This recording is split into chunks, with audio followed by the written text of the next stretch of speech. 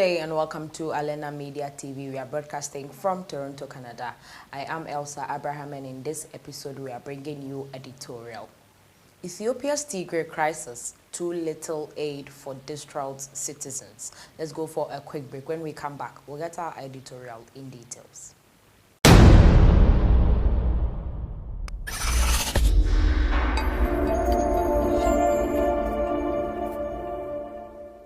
Welcome back from that short break. Now, months after the conflict in Ethiopia's Tigray region erupted, there's hardly any relief for those caught up in it.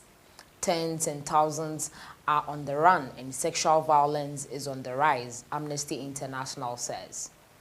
Aid organizations are still unable to reach parts of the conflict-torn Tigray region, 3 months since the conflict began. Information is thin as communication is interrupted. Ethiopian opposition parties claim that at least 52,000 people have died in Tigray since November.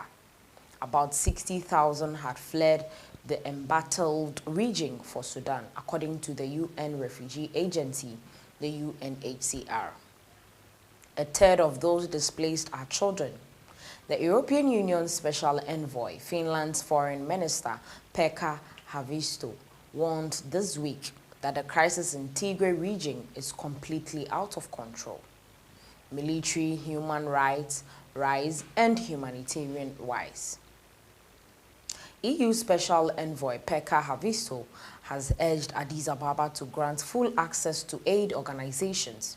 He said the Ethiopian government must urgently provide full humanitarian access to Tigray and its estimated 6 million inhabitants. In December, Brussels announced it was withholding some 90 million euros, which is $110 million in aid to Ethiopia because the country was not granting full humanitarian access to Tigray. The army attacked us. Meanwhile, attacks against civilians appear to be continuing. One eyewitness spoke to DW about an incident at the market in Tembin on February 10th. On the way back, soldiers from the Ethiopian army attacked us, she told DW. Some of us ran and escaped, but most people died. 41 people were killed. The eyewitness, who wishes to remain anonymous, is currently recovering from her injuries in Ayada Hospital in the provincial capital, Mekelle. It is still difficult for media representatives to assess Tigray. However, a DW journalist managed to speak with some residents in Mekelle. One local man said he expects the government to restore telecommunications so that foreign governments know what is happening in Tigray. The resident also wants alleged war crimes to be dealt with by independent organizations. We call on the international community, especially the UN Security Council, to take action against the Ethiopian and Eritrean leadership who are waging war in this disastrous and dangerous war, he said. No aid, no communication or information. We are very concerned about the humanitarian situation in Tigray, Chris Melzer, who works with the UNHCR in Ethiopia, told DW. We know there are hundreds of thousands, maybe more than 1 million people who need help. The UNHCR only has access to the southern part of Tigray region, he said, adding that the UNHCR is in the process of restoring clinics in refugee camps. We have heard that hospitals in the northern part of Tigray have been destroyed or damaged or have no supplies to help sick people, Melzer said. In addition to that, he said that communications to aid workers have been disrupted and in some cases are only possible via satellite phones. Ethiopia's Prime Minister Abiy Ahmed launched military operations against the Tigray People's Liberation Front, the TPLF, in early November 2020. Abiy ordered the offensive move after an alleged attack on a federal army camp by TPLF fighters. In late November, Abiy declared victory after government forces captured the regional capital of Mekelle, but clashes continue in the region. millions of people without protection. In all my years as an aid worker, I have rarely seen humanitarian aid so hampered and unable to help so many people with such urgent needs for so long. John Egeland, the Norwegian Refugee Council, the NRC Secretary General, said in February, describing the situations as catastrophic. Fiseha Tekle, Ethiopia expert at Amnesty International, told DW in an interview that the residents of Tigray have little access to food, medicine, and financial services.